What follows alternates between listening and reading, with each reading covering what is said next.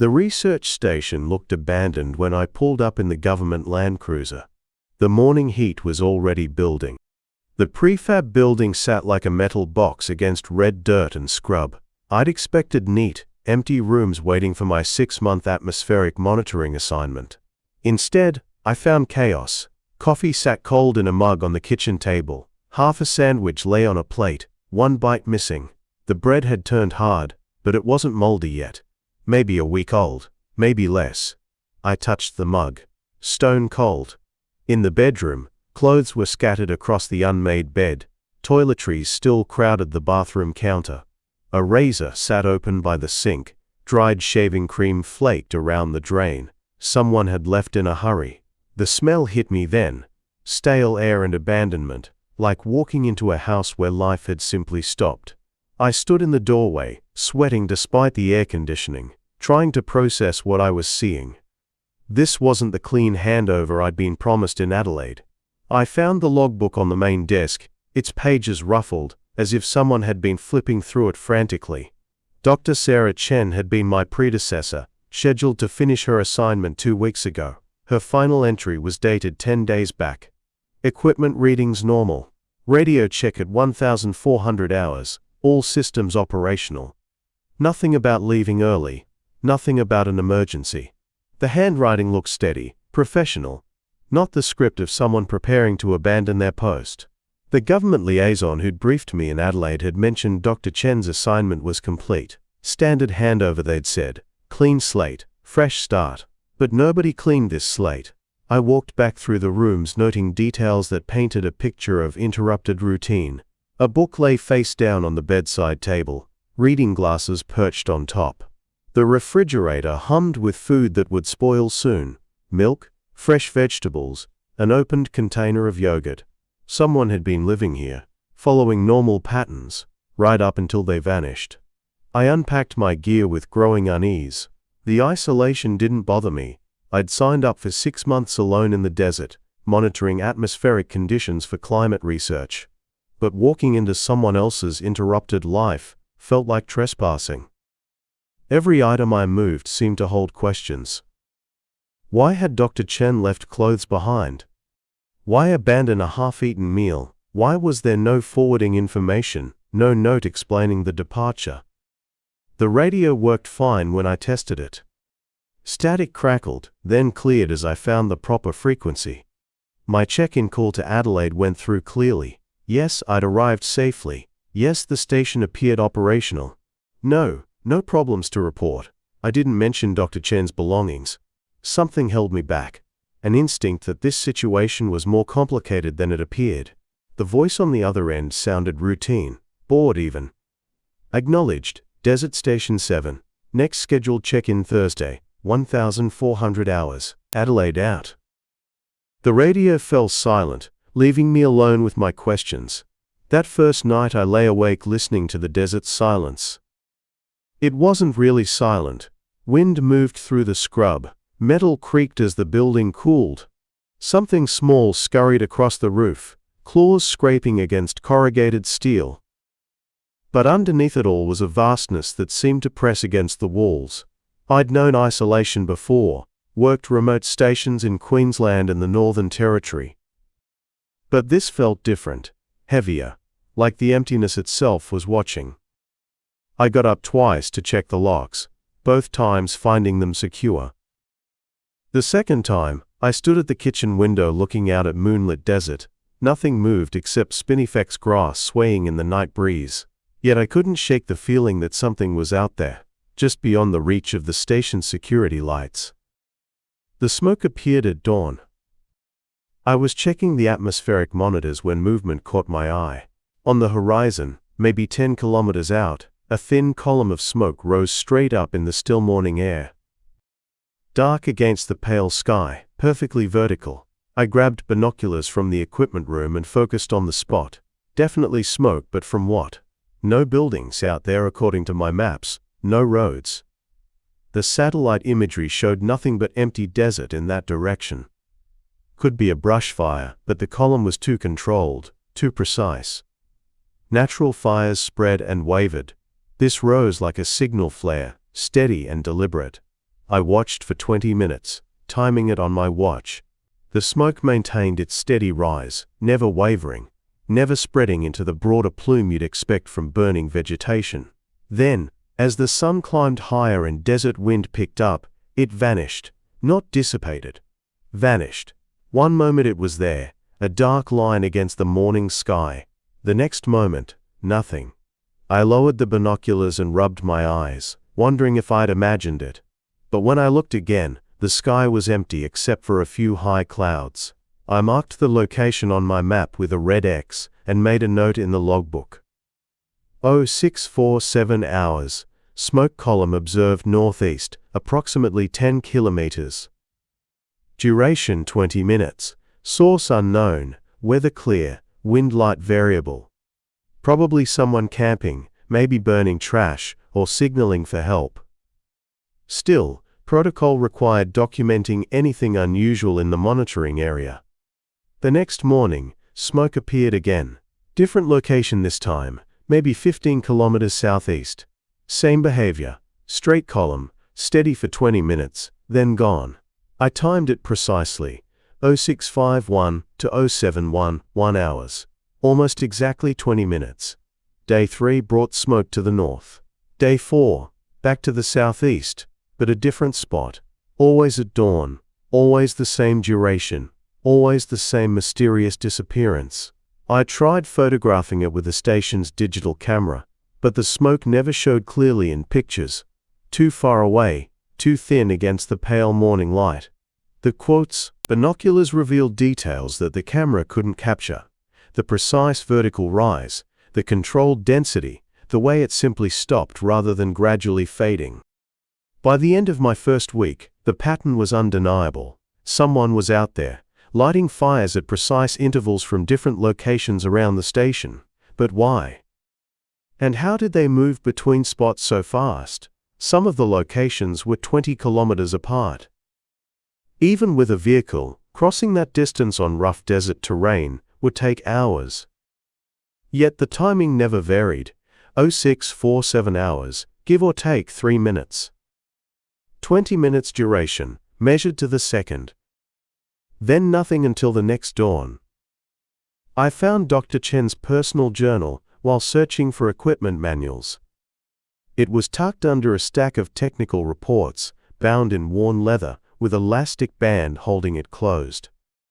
The early entries were routine, weather observations, equipment notes, personal thoughts about the isolation and the beauty of desert sunrises. Her handwriting was neat, scientific, with small sketches of cloud formations and equipment layouts. Then the smoke started appearing in her writing too. Day 23, smoke column to the west this morning. Probably campers passing through, but worth noting. Lasted about 15 minutes before wind dispersed it. Even then, she'd noticed the timing was unusual.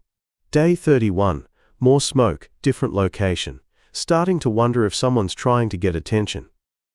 Always early morning, always the same duration. Could be distress signals, but from who? Her tone shifted as the observations continued. Day 45. The smoke is definitely following a pattern. Same timing every morning, always exactly 20 minutes duration. This isn't random. Someone's out there with a systematic communication method. The entries grew longer as Dr. Chen became more focused on the phenomenon. She started mapping the locations with precise coordinates, timing the appearances down to the minute, even attempting to predict where the next column would appear. Her neat sketches became detailed diagrams showing sightlines and distances.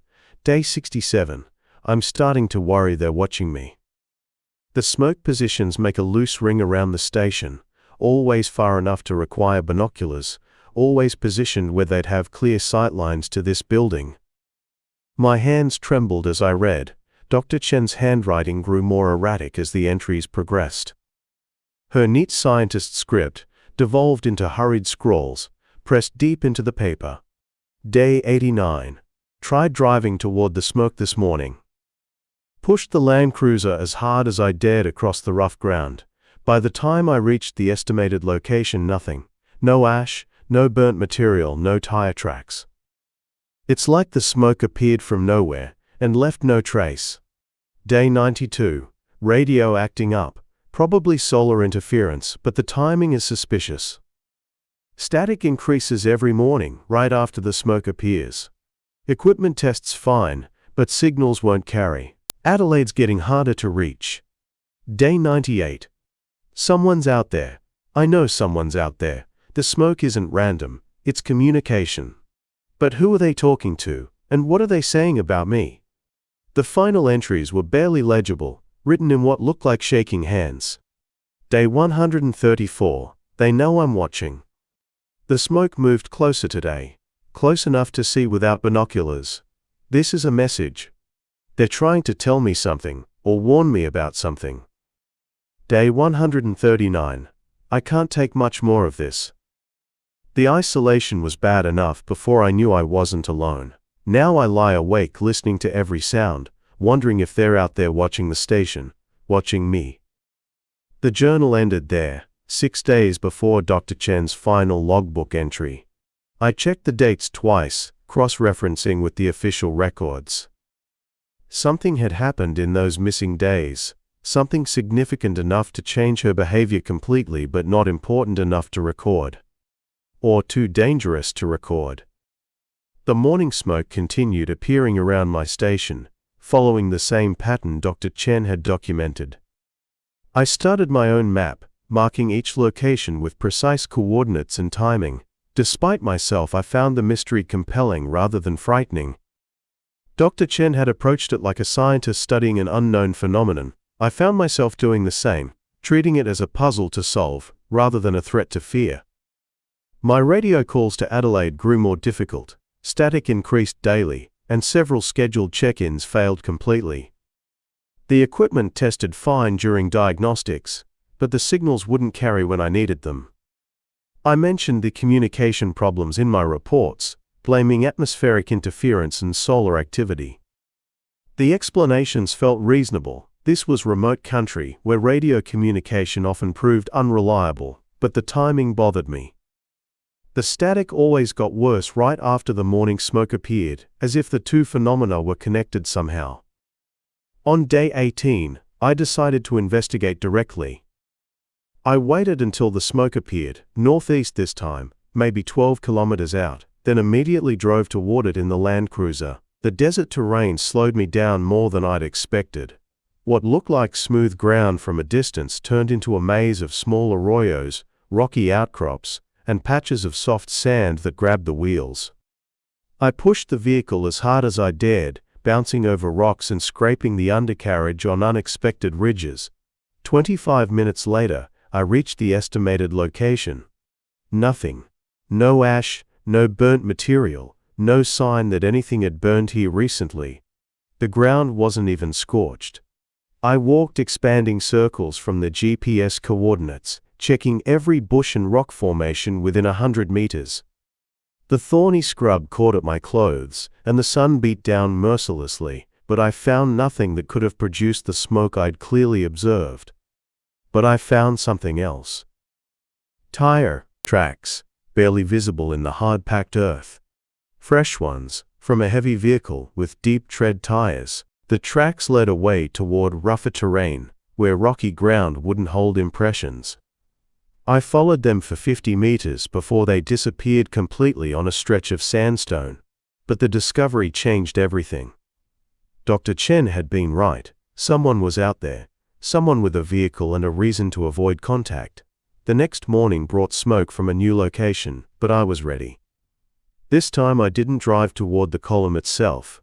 Instead, I used Dr. Chen's maps to predict the pattern and positioned myself on high ground between likely departure routes. The strategy worked. Just after the smoke vanished at 0711 hours, I spotted dust in the distance, a vehicle moving fast across the desert floor, heading away from the smoke location. Too far to make out details, but definitely motorized transport. A single vehicle kicking up a rooster tail of dust as it disappeared into the maze of ridges and arroyos that cut through this part of the desert.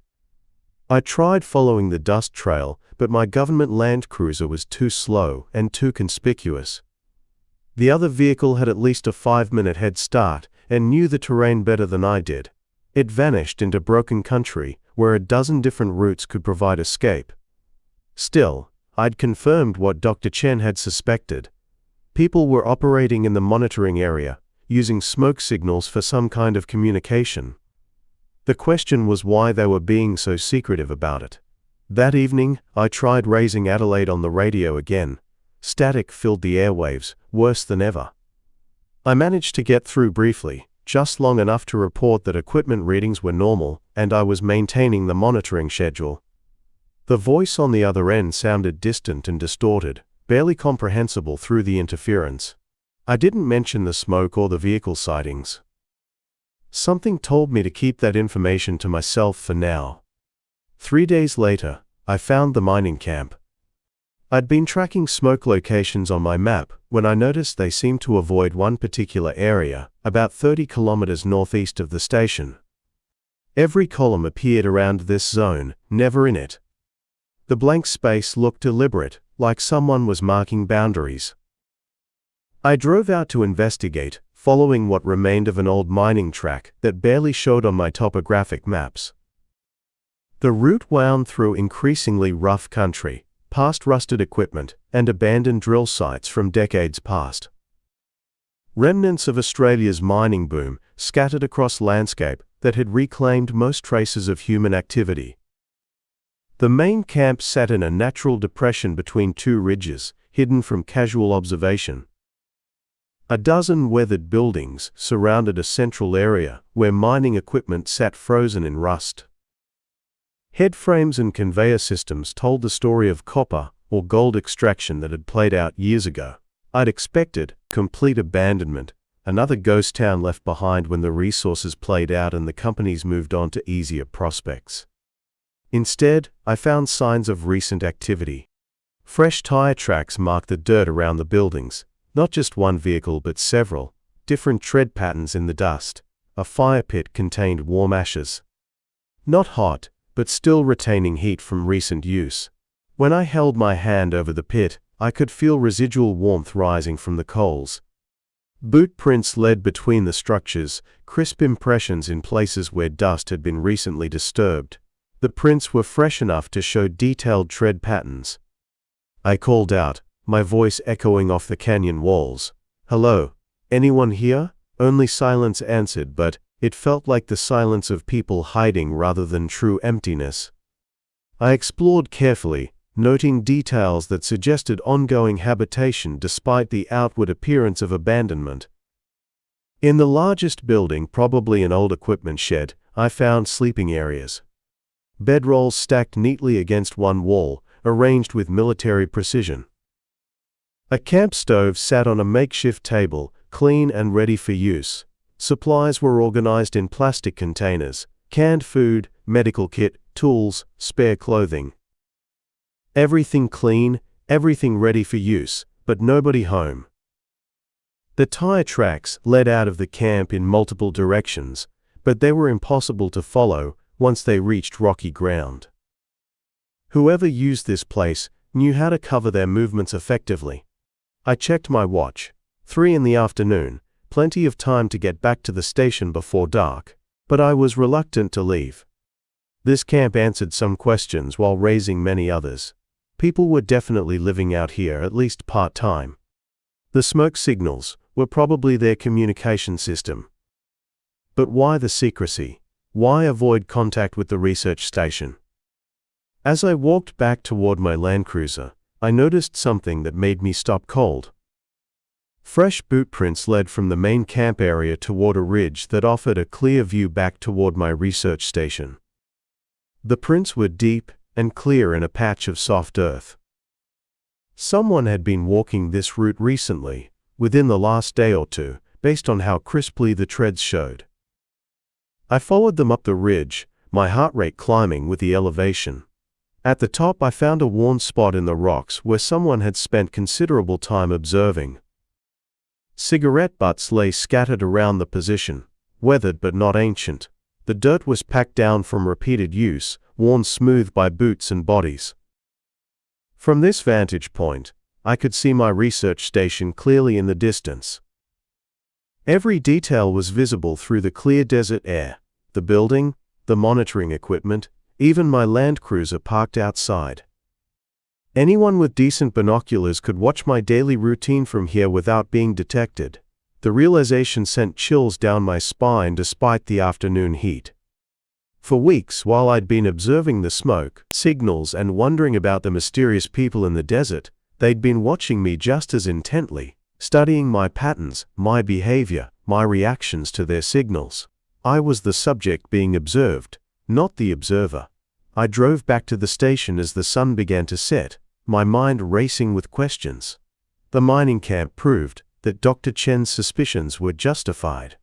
But it also suggested something more organized than casual desert dwellers. The systematic observation, the coordinated smoke signals, the careful avoidance of contact. It felt like surveillance. Military-style surveillance. Back at the station, I tried the radio again. This time I couldn't raise Adelaide at all, just static and interference across all frequencies. The isolation that had seemed merely challenging now felt potentially dangerous. Someone was watching me, someone who didn't want their presence known, and my only communication link was becoming increasingly unreliable. I spent that evening checking and rechecking the station's security, door locks, window latches, the emergency beacon in case of medical crisis. Everything seemed secure, but I couldn't shake the feeling of being observed. That night, I couldn't sleep. Every sound outside seemed amplified.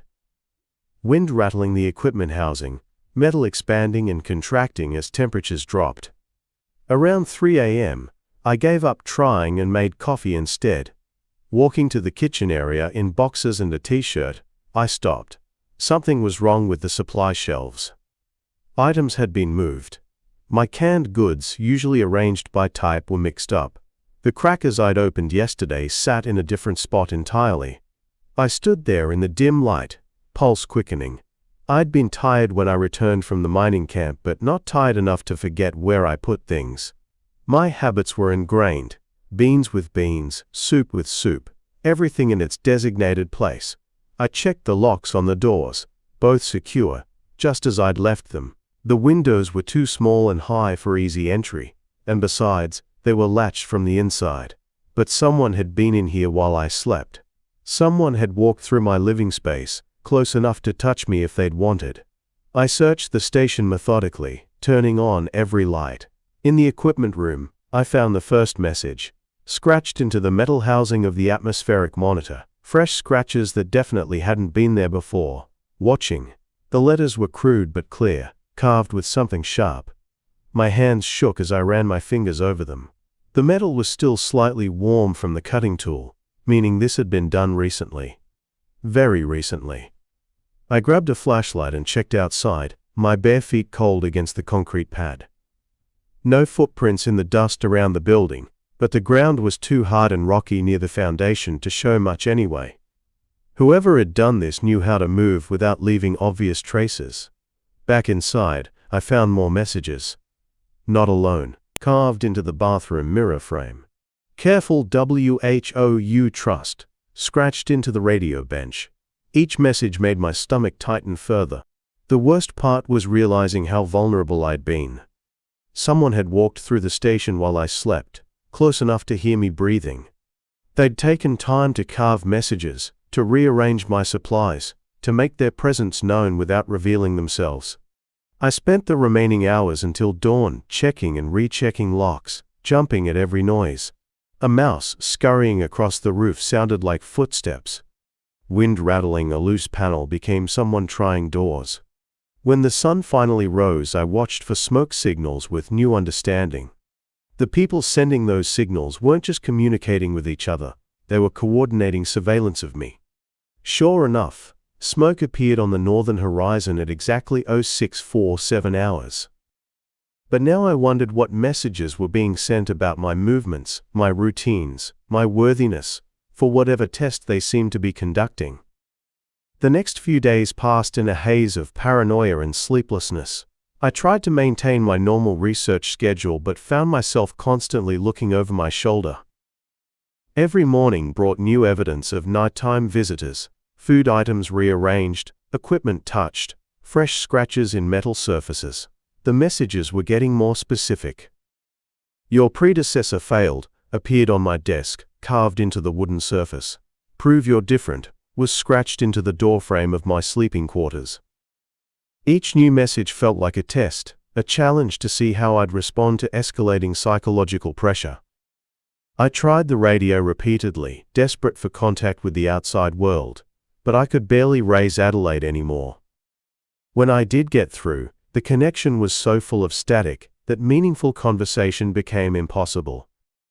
I was truly isolated now, cut off from help and surrounded by unknown watchers. On Thursday morning, I noticed something that made my blood run cold. My emergency food supplies had been tampered with. Someone had opened several cans with surgical precision, contaminated the contents with sand, then carefully resealed them to look untouched. Only close inspection revealed the sabotage: tiny grains of grit mixed with the food, metal shavings around the rim where the can had been reclosed. This wasn't just surveillance anymore. Someone was testing my resourcefulness, my ability to survive when things went wrong. The thought terrified me but also sparked anger. Who had the right to put me through this elaborate psychological game? That afternoon, while organizing my remaining good supplies, I spotted something odd about the metal wall behind the radio equipment. What I'd assumed was a manufacturing seam actually looked more like an access panel, nearly invisible unless you knew what to look for. The panel wasn't locked, just cleverly concealed behind a radio mounting bracket.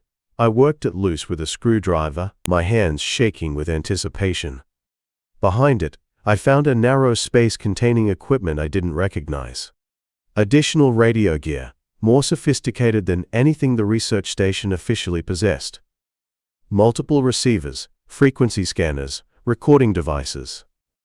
All of it looked expensive and professional. I stared at the hidden equipment for several minutes before working up the courage to turn it on. Lights flickered across displays showing frequencies far outside the normal communication bands. This was surveillance equipment, designed to monitor radio traffic across a wide spectrum. Someone had been listening to everything: my calls to Adelaide, any emergency transmissions, probably communications from aircraft passing overhead. As if drawn by instinct, I began scanning through frequencies. Most showed only static or distant commercial broadcasts.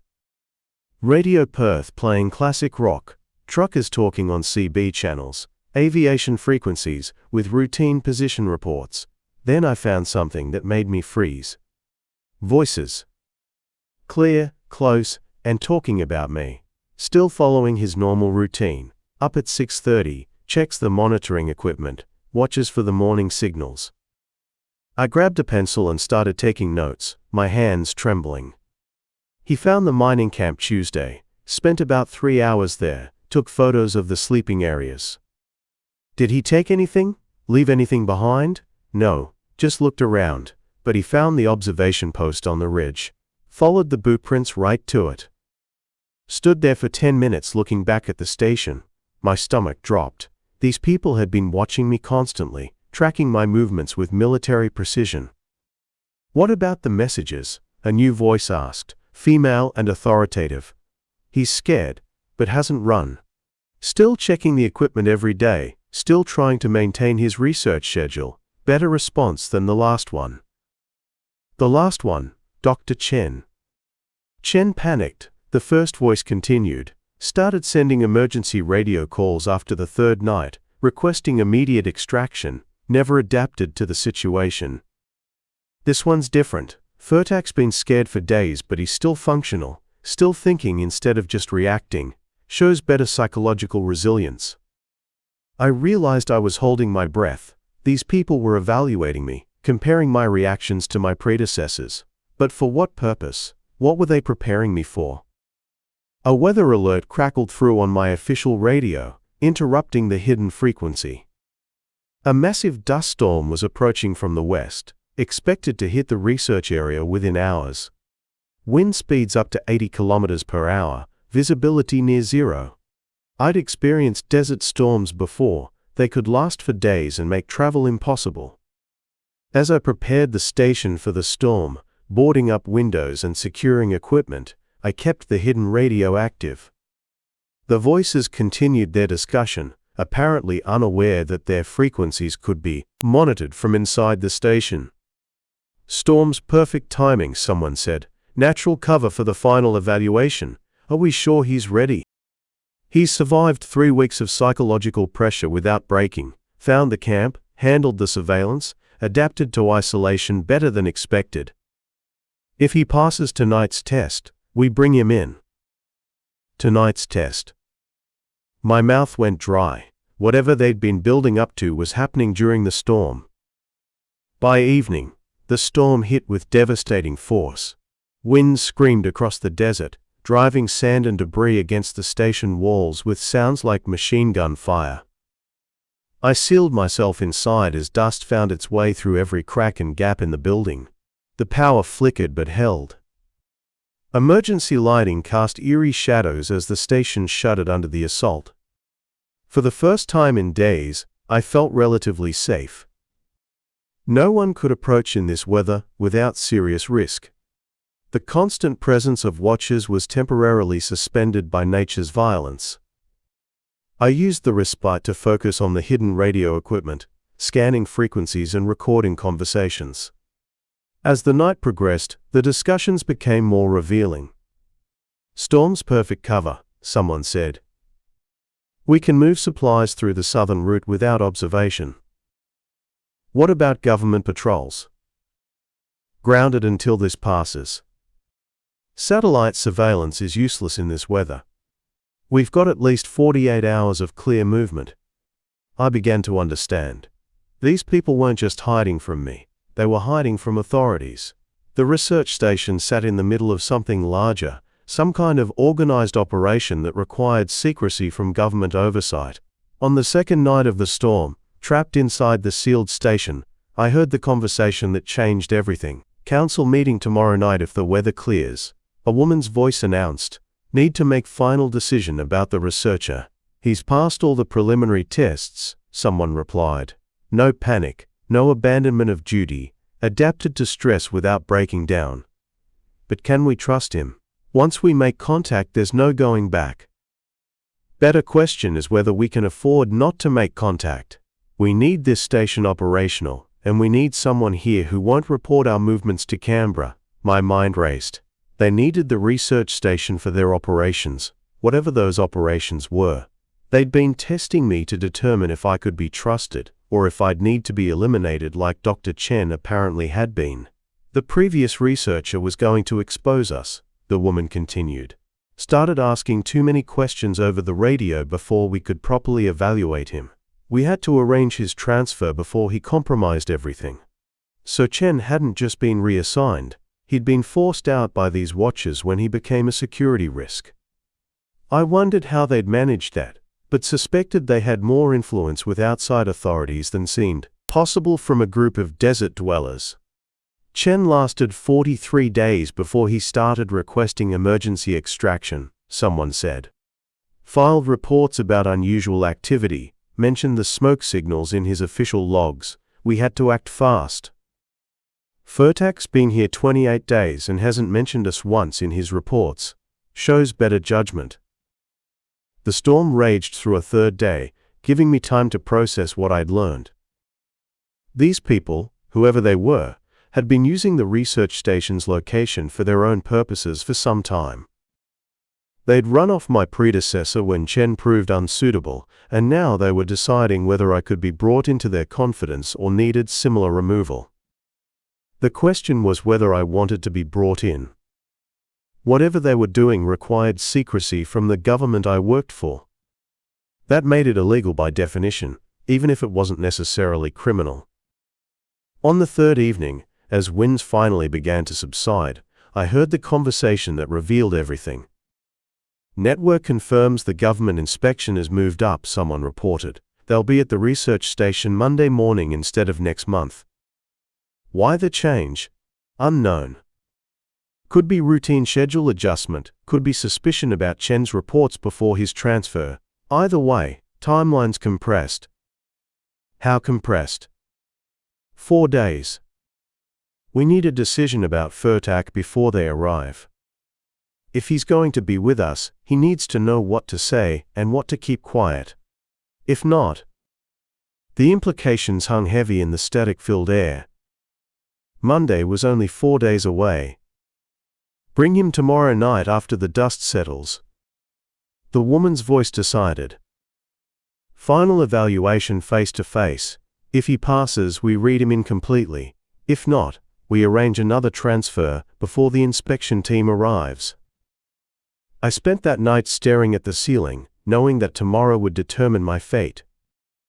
These people had been testing my character and resourcefulness for weeks, and now they were ready to make their final judgment. I still didn't know exactly who they were or what they wanted, but I understood the stakes clearly enough. Pass their test and become part of whatever secretive operation they were running, or fail, and find myself transferred out of the desert under mysterious circumstances, just like Dr. Chen. When dawn broke on the 4th day, the storm had passed completely. I unsealed the station and stepped outside to find the desert transformed. The landscape had been scoured clean, with new sand dunes where equipment housings used to be visible, and familiar landmarks completely altered. Dust coated everything in a fine layer that would take weeks to fully settle. But most significantly, as I watched the horizon that morning, 3 smoke columns rose in perfect synchronization. Not the usual single signal, but 3 columns equally spaced across the northern ridgeline. Each rose at exactly 0647 hours and maintained perfect vertical alignment for 20 minutes. I didn't need to decode the message to understand its meaning. Tonight, the testing would end, and the real answers would begin. That night, they came for me. I heard the vehicles long before I saw them. 3 motorcycles approaching from different directions, their engines cutting through the desert silence like mechanical wolves. I stood outside the station waiting, my heart hammering against my ribs. Whatever happened next would determine everything. The bikes pulled up in a triangle formation around me, riders dismounting but keeping their helmets on. In the starlight, they looked like figures from another world, lean, efficient, dressed in dark clothing that seemed to absorb moonlight. The center rider, smaller than the others, pulled off her helmet and shook out gray-streaked hair. "Edward Furtak," she said. It wasn't a question. "I'm Sarah Chen, Dr. Chen's sister." The connection hit me like a physical blow. "Your brother failed our test spectacularly," she said without emotion. Started filing reports about unusual activity, asking too many questions over official channels. We had to get him transferred before he brought unwanted attention. The other 2 riders remained silent, watching. I felt their evaluation like weight on my shoulders, measuring my reactions to every word. "What do you want from me?" I asked. Sarah studied my face for a long moment, her expression unreadable in the shadows. "The same thing we wanted from him. Discretion." But James never understood that some things are more important than following protocol.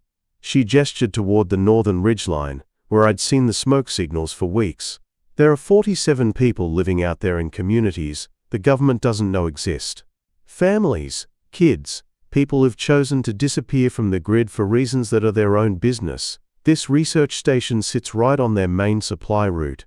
My mind raced. The smoke signals. Communication system. Tells us when supply drops are coming, when it's safe to move between settlements, when outsiders are getting too close. Sarah's voice carried the weight of responsibility. "We've been using this system for 8 years. It works, because people in positions like yours help it work." "And if I don't help?" One of the other riders spoke up, voice muffled by the helmet. "Then you get transferred like Dr. Chen did." Quietly, no questions asked, replaced by someone who might be more understanding. Sarah shot the rider a sharp look. "What Marcus means is that we prefer cooperation to conflict. But we protect our people, that's not negotiable." I felt the desert's vastness pressing around us. These weren't criminals or fugitives. They were families trying to live their lives away from a system that had failed them somehow. And they needed my help to stay hidden. What would I have to do? "We need discretion," Sarah said. Keep your reports routine. Don't turn local movements into the focus of your logs. Avoid volunteering, extra detail about traffic or visitors. Let the records stay strictly observational. It sounded reasonable, but I knew it meant crossing a line I'd never crossed before. And in return? In return, you get to finish your assignment in peace. You get backup when equipment fails, extra food during supply delays, rescue if something goes wrong. You get friends in a place where friends can save your life. The third rider finally spoke, pulling off her helmet to reveal a young woman with sun-darkened skin. My daughter broke her leg last winter. Sarah here splintered it and got her to safety because we had shelter and medical supplies cached near the station. Without this network, my kid might have died. I understood. This wasn't about hiding from the law. It was about survival in a place that could kill you if you faced it alone. These people had built something together, and they needed allies to keep it working. The government inspection, I said. It's Monday morning. Sarah nodded grimly, which brings us to the real test. We've been watching you for weeks, seeing how you handle pressure, whether you can keep your mouth shut, if you panic when things get strange. You've done well so far. But Monday is the final exam, Marcus added. 2 inspectors are coming, Sarah continued. They'll review your logs, interview you about any unusual observations, probably ask specific questions about equipment malfunctions and supply deliveries. Everything you say will be recorded. My mouth went dry. What if they ask directly about smoke signals or vehicle activity? Stick to the account we've discussed, Sarah said. Stay strictly to the facts you can document. Be steady and unremarkable. Don't give them reasons to dig deeper. Can you do that? The weight of decision pressed down on me. These people were asking me to lie to federal inspectors, to become complicit in hiding an entire network of off-grid communities. It went against everything I'd been trained to do as a government researcher, but it also felt right in a way that surprised me. These families weren't hurting anyone. They were just trying to live their lives without interference. And they'd built something impressive out here, a support system that worked because people helped each other. Yes, I said, I can do that. Sarah smiled for the first time since removing her helmet. Good. Because there's one more thing you need to know before Monday. She walked to her motorcycle and pulled out a thick folder. These are the real atmospheric readings for this area, going back 5 years. Data that would be very interesting to certain government agencies if they knew it existed. I opened the folder and felt my world shift. The numbers showed atmospheric anomalies consistent with significant underground activity, not mining, but construction on a scale that would require federal oversight and environmental impact studies. Geothermal signatures, massive earth movement, industrial-scale excavation. There's a geothermal plant being built under the desert floor, Sarah said quietly. Completely off the books, funded by private interests who don't want government interference. It'll provide clean energy for 3 counties once it's online. The implications staggered me. That's why you need the supply route. Materials, personnel, equipment. Everything has to come through remote channels. And if the federal government finds out before construction is complete, they'll shut it down with injunctions and environmental reviews that could take decades. Marcus stepped closer.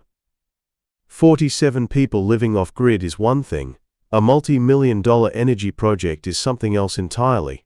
That's what we're really protecting. I stared at the data, understanding finally why my predecessor had been transferred so quickly. Dr. Chen had stumbled onto evidence of the largest unofficial construction project in Australian history, and these people had moved fast to contain the situation. The inspections on Monday, I said slowly, they're not routine. Someone tipped them off that Chen's reports showed atmospheric irregularities before his transfer, Sarah confirmed. They're coming to see if those irregularities are still present, and to interview you about anything unusual you might have observed. The test wasn't just about keeping quiet, it was about actively deceiving federal investigators. I felt the magnitude of what they were asking settle over me like a heavy blanket. If this project is legitimate, why hide it? Because legitimate doesn't mean legal, Sarah said. Environmental regulations would require 15 years of impact studies, before the first shovel hit dirt. Meanwhile, coal plants keep pumping poison into the air because the approval process for alternatives is deliberately impossible. She gestured toward the darkness where the hidden communities lived. These people aren't just living off-grid by choice. Half of them are here because pollution from approved energy projects made their old homes unlivable. This geothermal plant represents a chance to change that. I closed the folder, my hands shaking slightly. They weren't asking me to cover up criminal activity. They were asking me to help circumvent a system that prioritized bureaucracy over environmental necessity. It was still illegal, but it felt morally defensible in a way that surprised me. What happens if I mess up the interview? Then a lot of good people lose something they've worked very hard to build, Sarah said simply. And a chance to prove that clean energy can work gets buried under government paperwork for the next 20 years. The desert stretched endlessly around us, full of secrets and hidden communities and underground construction projects that existed because people had decided to take matters into their own hands. I realized I was looking at the future, not the official, regulated future, but the one that ordinary people would build when they got tired of waiting for permission. "I'll handle the inspection," I said. Sarah reached out and shook my hand, her grip firm and calloused. "Welcome to the network, Edward. You're not alone out here anymore." Monday morning arrived with bureaucratic punctuality. I watched the government helicopter approach from the east, kicking up clouds of dust as it settled near the research station. Two inspectors emerged, a middle-aged man in a wrinkled suit, and a younger woman carrying electronic equipment in metal cases, Dr. Furtak. The man extended his hand as he approached, sweat already beading on his forehead. "Inspector Williams, Department of Environmental Monitoring. This is Technical Specialist Rodriguez. We're here for the quarterly facility review." I shook their hands, projecting calm competence, while my heart raced. "Welcome to the station. Fancy a coffee?" "That would be appreciated," Williams said, mopping sweat with a handkerchief. "Long flight from Perth. This heat's a killer." I led them inside, grateful for Sarah's coaching the night before. Be helpful and factual. If they're looking for drama, don't give them any. Let the records speak for themselves. Rodriguez immediately began setting up monitoring equipment, while Williams pulled out a tablet. Professional, efficient, clearly experienced in facility inspections. "Let's start with your daily logs," Williams said, settling into a chair. "Any unusual atmospheric readings since you've been stationed here?" "Nothing outside normal parameters," I replied, pouring coffee with steady hands. "Some variation during dust storms, but that's expected for this region."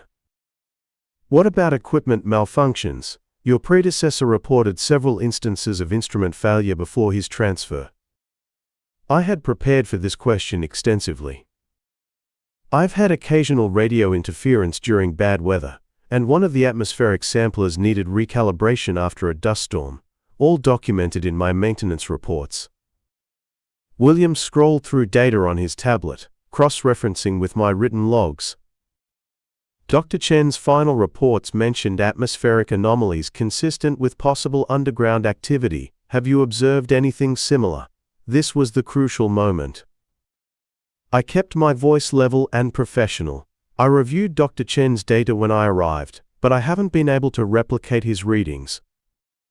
It's possible his instruments were developing calibration issues before his transfer. Rodriguez looked up from her equipment setup. "I'm not seeing any unusual atmospheric signatures now. Readings are well within normal ranges for this type of environment." Relief flooded through me, but I kept my expression neutral. Sarah had explained that the underground construction would be shut down during the inspection, making detection impossible.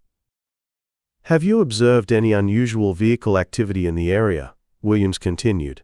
"Supply deliveries, mining operations, anything that might explain atmospheric disturbances?" "Just the monthly supply helicopter," I replied honestly. "And occasional tourist vehicles on the main road, but they don't come near the station." Williams made notes on his tablet. "What about smoke or fires? This is fire season, and unauthorized burning could affect your readings." My pulse quickened. but I kept my voice steady. I've seen some distant smoke columns during dry periods, but nothing close enough to impact the monitoring equipment.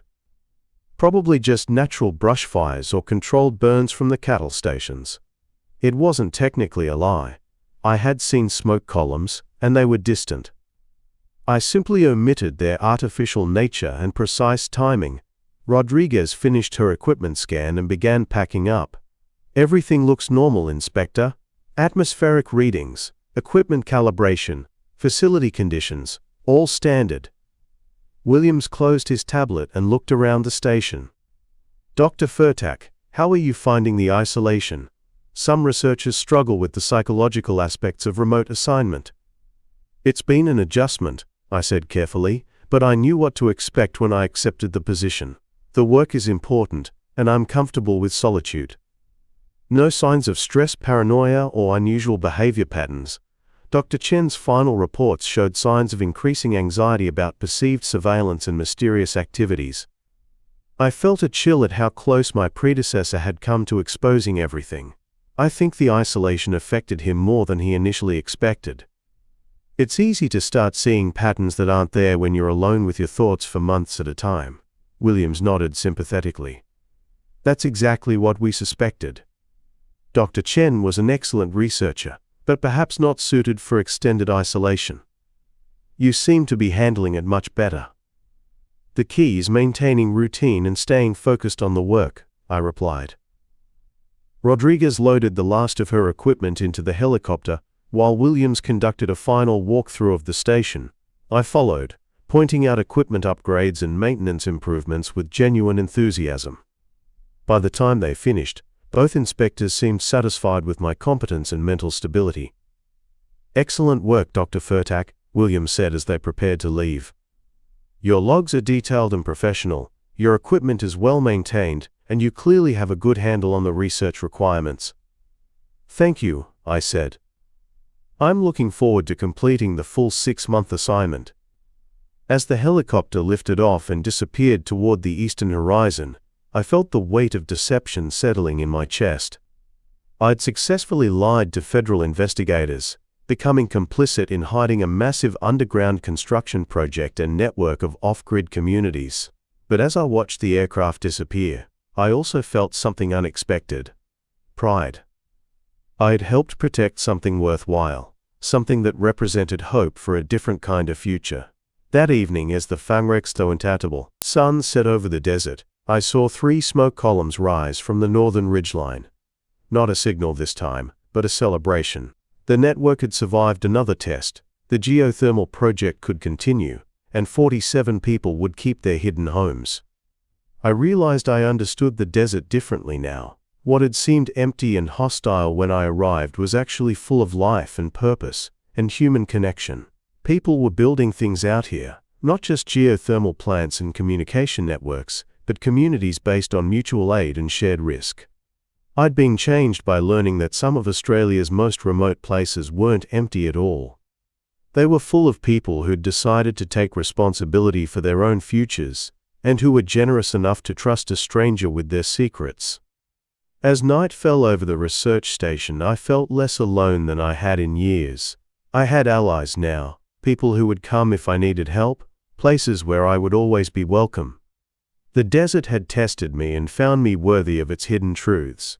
The atmospheric monitoring would continue for 3 more months, but I knew the real research was complete. I'd learned what I came to learn about survival in isolation, that the secret was understanding you were never truly alone, as long as you proved yourself worthy of trust. If you've ever worked a remote station in Australia's interior, you know the silence can drive you mad or teach you to listen. I learned to listen, and heard voices building something better in the emptiness. Hit like and subscribe. There are more stories from the Outback coming your way.